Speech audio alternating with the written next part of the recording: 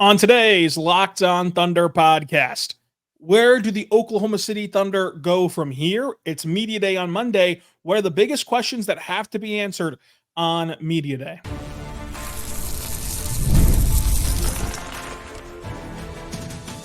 You are Locked On Thunder, your daily Oklahoma City Thunder podcast, part of the Locked On Podcast Network, your team every day. Let's get it going on the Locked On Thunder podcast, on the Locked On Podcast Network, your team every day. I am your host, media member, and beat writer for SI Thunder, Rylan Stiles. Follow me on Twitter at Rylan_Stiles. Follow the show on Twitter at LOThunderPod. Email the show, LOThunderPod@gmail.com. On today's show, we're joined by Derek Parker at DParkOK on Twitter, publisher at SI Thunder, at Draft Digest, NBA draft expert, and YouTube extraordinaire. Derek Parker, we're here. Sam Presti talked. Media Days Monday, training camps next week. How you feeling? I'm feeling better than you asked me last time. We're close, man. We're days away from tangible basketball being had, just weeks away from preseason, days away from Media Day. I am stoked. I'm ready. I thought I was ready for the offseason. We got to the offseason. I realized I'm not built for the offseason. I'm built to go to Paycom Center. I'm built to be around my fellow media members. So I'm ready. I'm built to be around you, DP. I cannot wait to see you more than I see my own family. We're back. We're ready to go with this upcoming season. Derek, we have a lot planned this year, and we should be seeing more of your face on this show. And of course, over at SI Thunder. Whenever you look at the season, it feels like Sam Presti talking is like the start of go time because at that point, you're just hours away from Media Day. And once you're in Media Day, at least for our jobs, it's in season because then you have training camp every single day leading into the preseason. I've said it all week. The Thunder play 3 games in 4 nights in the preseason. So for us, it's just full go. Maybe for like the more casual fans, doesn't start till the end of October, but either way, we're like right there. We're a month away from really being in the thralls of it. What was your biggest takeaway sitting there with Sam Presti yesterday?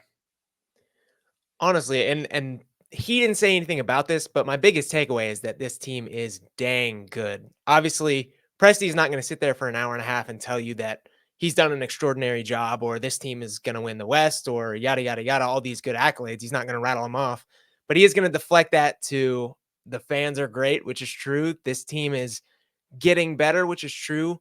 The takeaway here, I think, is that this team is rock solid. There are no holes. When you ask him about these things, there's always deflections to these other things. So again, obviously he's not going to sit there for an hour and a half and say that this team is one of the best teams in the NBA, but just the vibe, just the questions he's being asked, the general sense that he's bringing to it kind of tells you that without him really saying that. Yeah, I think that there would be no incentive for him to just come out and say the expectation is to go win a championship, clearly. But there's still a level of understanding and acknowledging what the outside expectations and noise is. And I think that Sam did a wonderful job of addressing that the external expectations sort of match what the Thunder believe is possible for their team this year without resting on their laurels of what needs to get done to make it happen and to go create those outcomes. And he pointed out that, like, you know, if we just took these things as gospel and felt entitled, we would have felt entitled to pack it up 2 years ago and not go for the play-in and not become a better team. So you can't take it as gospel, but I think that it was interesting the way that he kind of made the parallels of, we understand this is a possibility to go win a title and like acknowledging that this team is good enough to do that. There are some variables that come with trying to go win a title, especially this young. We've talked about Sam Presti's presser this week with Daniel Bell. We talk about it again tomorrow with Joe Mazzato. Now talking about it here with Derek Parker. I think that one of the more interesting cases that he had was just the sureness he discussed Alex Caruso with, because we've sat there and heard him talk about other contract situations and go, well, we'll address that later. This is something that we need to talk about, at a different time or whatever. And the fact that even while he still can't officially contract negotiation with Caruso until December, the fact that it felt like such a certainty for him, I think was a good sign for keeping Caruso around long term. Yeah, I mean, I think the mindset is a big thing that jumps out to me too. The Thunder have consistently throughout their tenure had a hungry mindset. And even Sam Presti, who's done a phenomenal job in this rebuild in gathering all these picks, gathering all this talent, gathering these prospects that could be talented in the future, even he still kind of has that hungry mindset. He resonated that the players still kind of have that hungry mindset. So, as usual, the Thunder are in a good position. They just have to continue working with what they've got. Head down, 0-0 mentality, all the buzzwords. Seems like they're in a good spot. It does seem like they're in a good spot after talking to Sam Presti, but Media Day is coming up, Derek. It is on Monday. We'll be in a room for 12 hours talking to every player on this roster. And that is the true kickoff where you start to see fans get more engaged with basketball content. The Thunder, of course, will live stream it like always. I would imagine the plan is still to live stream with Nick Paris and the broadcast crew on the Thunder app and on the Thunder YouTube channel. So like you'll get interviews from them. You'll get interviews from the big room. I know that Andrew Schlecht will have his own booth. And so you'll have a lot of content coming out of Media Day. What is the biggest thing you're looking for at Media Day? Because I have one that I think jumps off the page, but you go first. I have several things. I don't know if I can really point to one thing being the absolute biggest. Continuity is a big one. Sam Presti touched on that. I don't know how the players are really going to answer that, given they haven't done camp yet and things like that.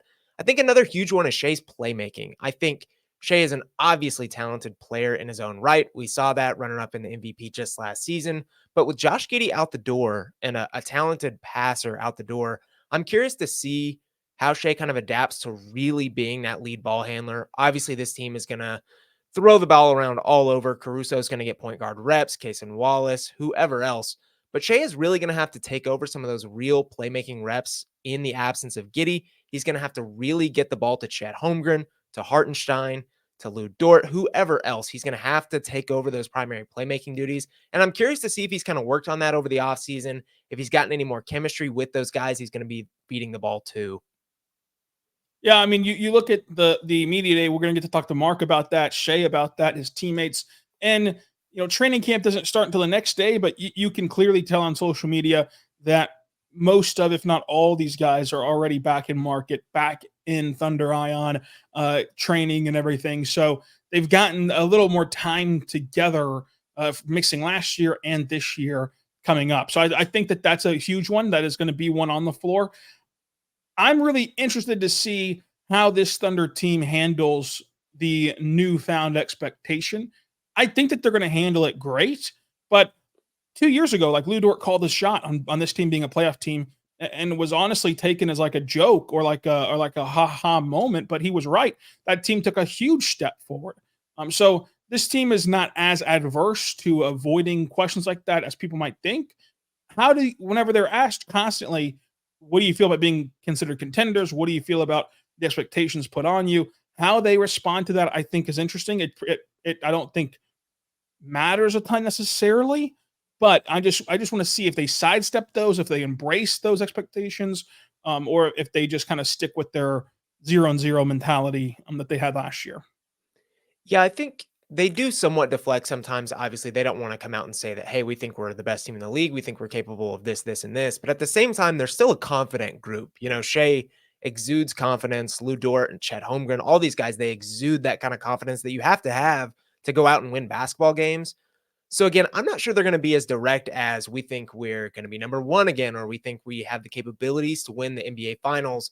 But I do think whatever answer they give will be in confidence in whatever Mark Daigneault is providing them, whatever Sam Presti is providing them, whatever their teammates are providing around them. So I think you're going to see a lot of confidence from this group, regardless of what the answer actually is. Yeah, I don't think that they will in any way come off as unconfident. I'm just ready to see how they're going to be asked about this because, previously there were no expectations. Like the expectations were so bare bones that, of course, the Thunder were embracing them. Of course, the Thunder always felt like they weren't going to be a 21 team, or like they weren't, or even last year they weren't going to be some middling team. They probably felt much better about that than what was outside projected. But now the outside projections is the mountaintop, and so like how do you deal with that? And how do you deal with the fact that this season, right, wrong, or indifferent? I'm not saying that it's right to view it this way, and you know that I'll keep it very big picture oriented on this show, but I'm not every show, and there's going to be shows that overreact to every single game, and every single possession is heightened, even from starting in October. I'm interested to follow, starting on Monday, how this young team deals with that transition. Yeah, I think, again, I just can't see them taking it head on. Maybe it's been ingrained in me. I don't expect anything but a 0-0 mentality, but I would love for them to. I would love for them to say, yeah, we are hearing it. We're just not taking it into account. Something to that effect would be better than we're not listening. There's no noise, head down, 0-0. Like, no, you are the projected top team in the West. Now, where do you go from here? I would love to hear their actual response to that.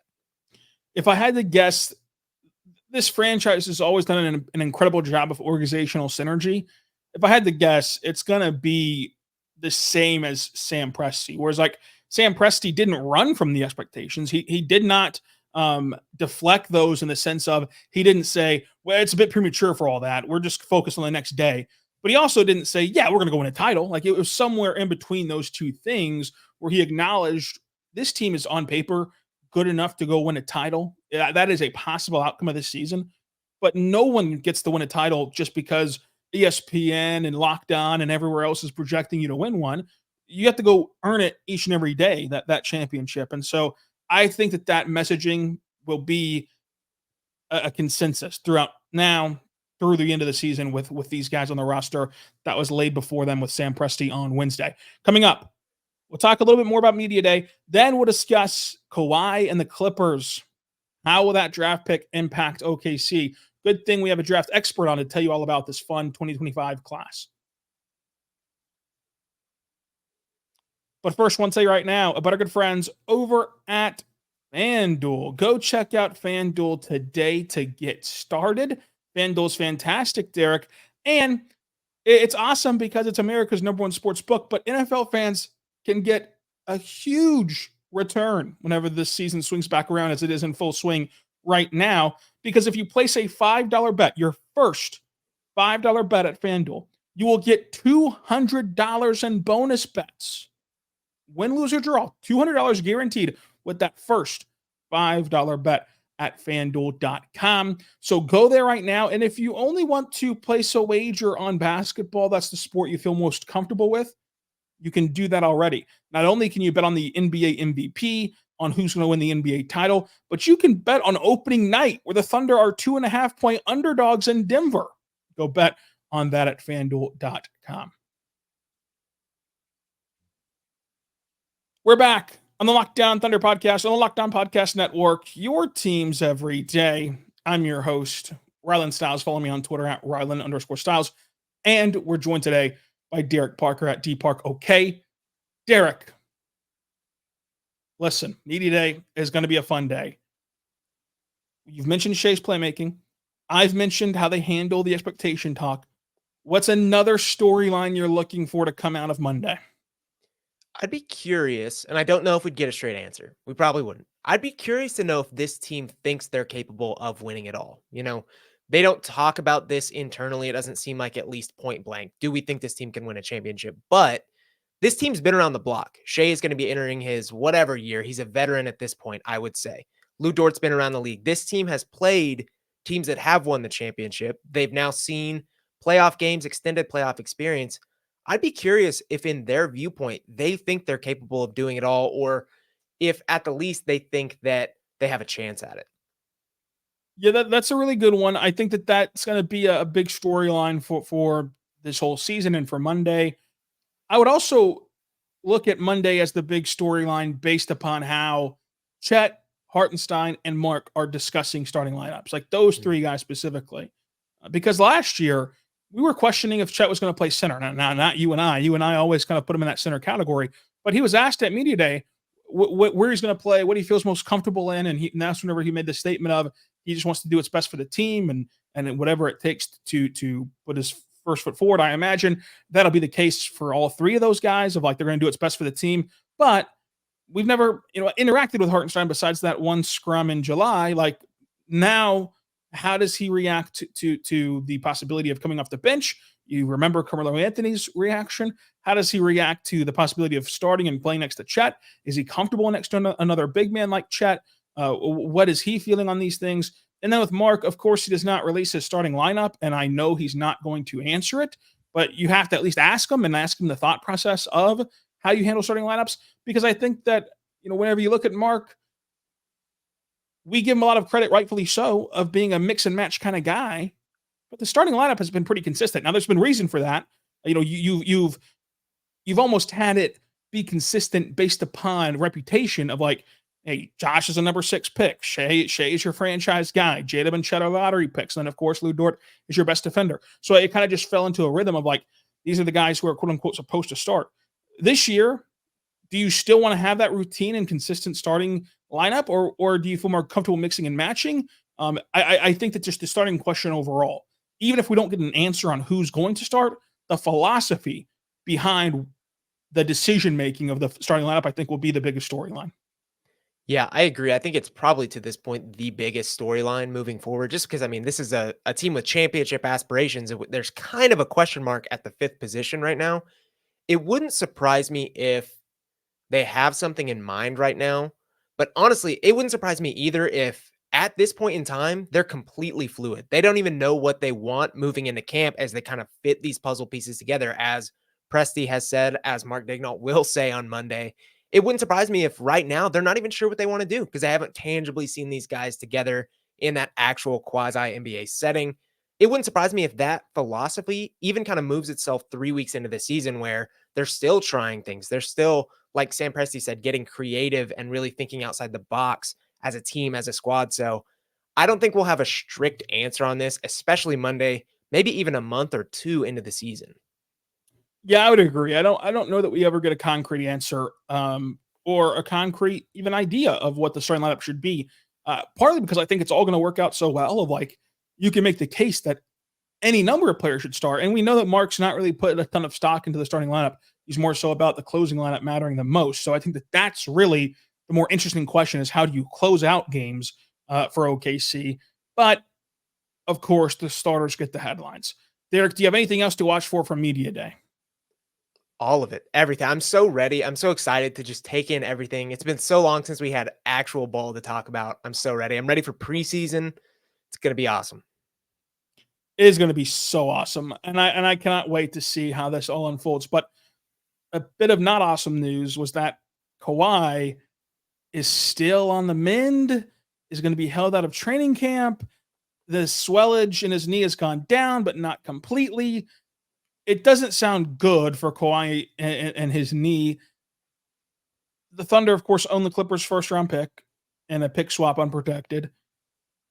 When you look at this Clippers pick and when you look at the West, my fear for the Clippers would be what happens if the Rockets do take a leap this year? Like, let's say you miss Kawhi for a month or so and the Rockets get off to a hot start and the spunky Spurs, like you predicted on our bold prediction show, they get off to a hot start. And now you're behind the Rockets, Spurs, plus the teams that you're already of top of mind. What would incentivize Kawhi to return to the floor? And so this could quickly become a lost year for the Clippers in a year where the Thunder own their draft pick.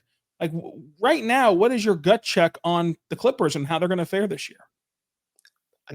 Immediate gut check is it's not good at all. I think they've had a nightmare offseason. I think they kind of second guessed themselves with the Paul George thing. He's out of town now. Kawhi has had some injury. I don't know if it's a full-on injury. Obviously, he had surgery. Like there's the swelling, whatever it is. It's not good for a person who already has this extensive injury history. And now you're kind of looking at this roster and even assuming that James Harden returns to form or Kawhi gets back and is good, all this stuff, it's just not that talented of a roster in general. They lose Russ, who, he wasn't phenomenal, but he was a piece. He made all this money. And I just look at this roster. I did my preseason power rankings the other day. I sat down, lined out all the teams, and factoring in the Kawhi news, they landed at 25th. Like, I feel that low, that unoptimistic about this roster in general. Again, even assuming those guys return to form, you've got Terrence Mann and Ivica Zubac as your third and fourth best players. The rest are like rapidly aging vets or really unproven young guys. I just don't see it with this Clippers roster. It's gone from bad to worse in a matter of months. Yeah, it's not been good, and I really got a feel for the Clippers fan base because the thing that could make it even worse. I mean, when it keeps getting when it rains, it pours on the Clippers. If Kawhi does elect to say, "Hey, you know what? The knee's still funky. We're now losing ground on a competitive West. I'm not going to play this year." If that does happen, and that is, of course, worst case scenario, but if it does happen and you walk down that path, well, then what's ever going to get Kawhi to play again for the Clippers? Because you have no path of recouping a title contender, and thus Kawhi will demand out, and then kind of left holding the bag a little bit if you are LA, because his value off of all these injuries and off of his massive contract is really not there. So it just is a disastrous scenario for LA, and it's just brutal that injuries have robbed us of one of the league's true superstars. I think that because he's been, hurt, people just don't appreciate how much of a genuine superstar that this guy is. And I hope that he can get healthy. I hope that there is no doomsday scenario. I hope that he is able to eventually come back to the floor this year, and him and Harden and the Clippers are able to figure things out. But it's just not looking good. And with that, we have to turn the page to the draft because of how important that Clippers pick is. We'll do that coming up.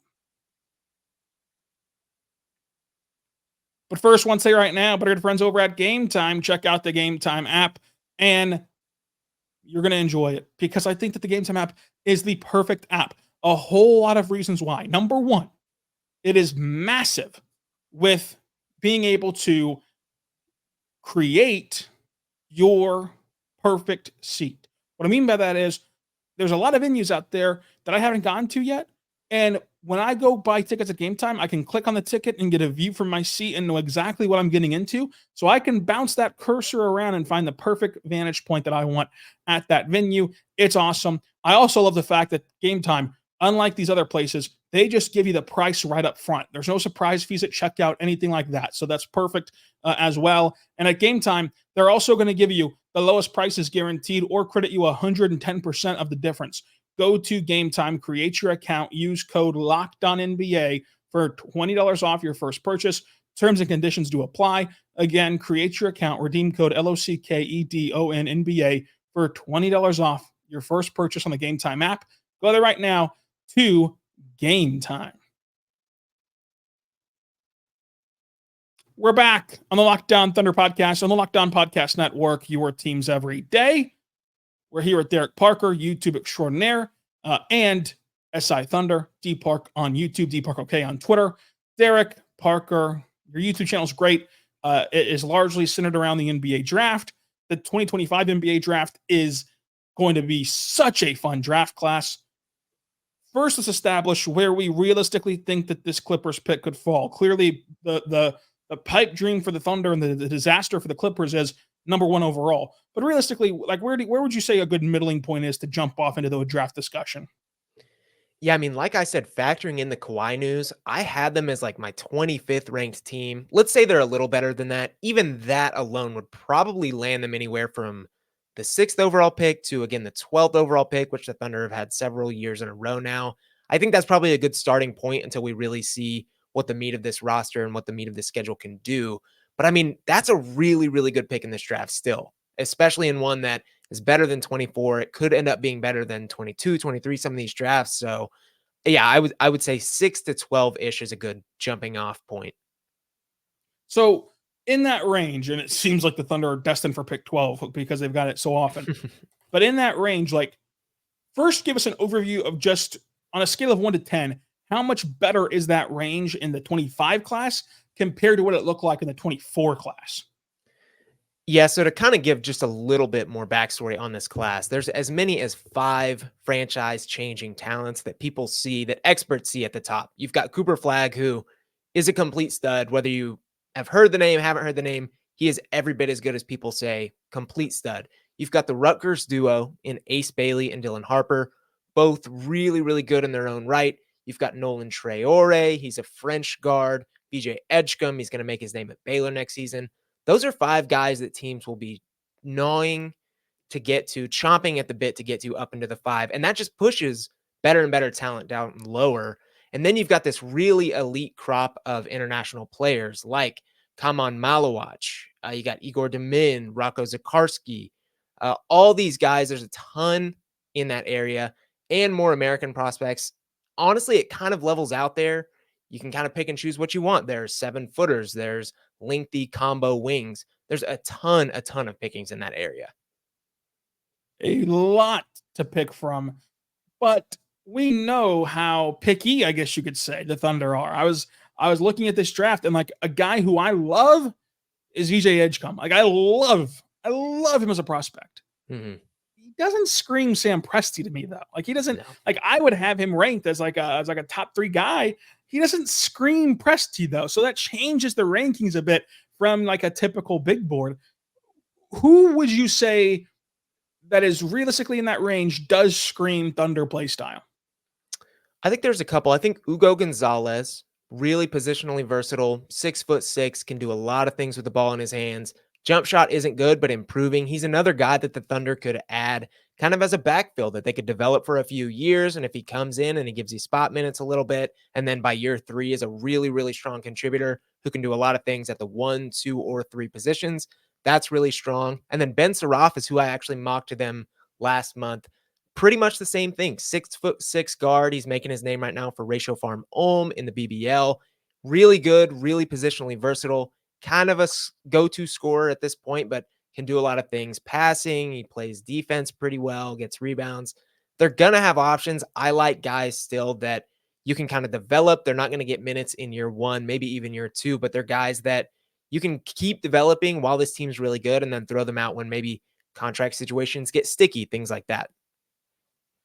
Yeah, that's really true. And I just think that this draft can be a lifesaver in the sense of like right now, everything is all sunshine and rainbows, but like you mentioned, things get sticky, contracts get big. So the balance of like how you actually get to these dynastic dreams that you have for this team is by continuously hitting on draft picks, because draft picks kind of reset the timeline a little bit of cost controlled talent. And so especially as you start to pay these top guys, and you're not going to let these top guys go, but you might have to let guys go who are just beneath that top rung, and you want to supplement them with guys from this draft class, especially draft classes like this that are seen as such a high value, and a draft class where it looks like even if it's not the Clippers, like not to pick on the Clippers over and over again, it seems like the Thunder have enough, their hands in enough pots where they can get a lottery pick again this year while being a contender, and that will be huge, Derek. But we'll talk more in depth about this draft as future episodes come out. But Derek, we are hours away from media day. We are a couple weeks away from a special surprise where we're going to pop up like a pop-up shop somewhere. But Derek, what's your gut check right now? We're going to give you a chance the week of the opening night to redact anything you say right here. But if you had to make a prediction for how the Thunder season ends, how does it end today? I think it ends well. I think positive vibes all around. I really do foresee a Western Conference Finals berth in this team's future, depending on how the playoffs shake out. I think Western Conference Finals is extremely attainable. I think finishing number 1 in the West again is really attainable. I don't know if I really see them winning a ton more games. I think this team has the talent to win 60, but I don't know that I necessarily see them doing that in a really, really tough West with a lot of teams stacking up. I could see it. I don't know if you want me to throw out a number right now. Number it. I think there's a good chance that they win a very similar amount of games, but retain number 1 in the middle of this Western Conference where like the Rockets, the Grizzlies, and other people kind of hop up and maybe take wins from like the 2, 3, 4 seeds. So I would go maybe 58 wins, 57 again, I think would probably get them the number 1 seed. I really do. So number 1 seed, 57 wins. You're going to get Joe Mazzato's number tomorrow. And listen, everydayers, first listeners, Thunder faithful, you're going to like Joe Mazzato's number a lot tomorrow. You're also going to like Derek's number. Number 1 in the West is nothing to sneeze at no matter what the win total number is. But once they get to the playoffs, Derek, how does it end? How does it all end for OKC?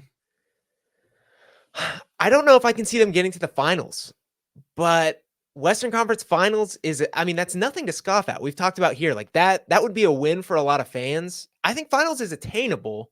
It's just, it's hard to outright say that. I'm not as confident in it as others, I don't think.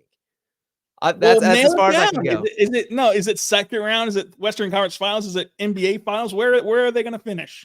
Western Conference Finals, which Okay. is good. That's very good. No, that's very respectable. I think that's a passing grade, and that's a really respectable prediction, Derek. But that's your gut check from Derek Parker. We'll have a full-blown preview extravaganza before the season begins, but this was a fun show, Derek. I appreciate you hopping on. Let them know what you're cooking up. Yeah, like I said, I did my power rankings. That should be coming out on YouTube in the next couple weeks. You'll get to check out where I have all 30 NBA teams ranked. Thunder are in the top 30 for now. And then we've got stuff coming out on Thunder on SI, Rockets on SI, Nets on SI, Draft on SI, Oklahoma State on SI, all those fun places. All those fun places, all those familiar faces. We're going to be with Derek Parker in person very soon. Derek, until next time, be good and be good to one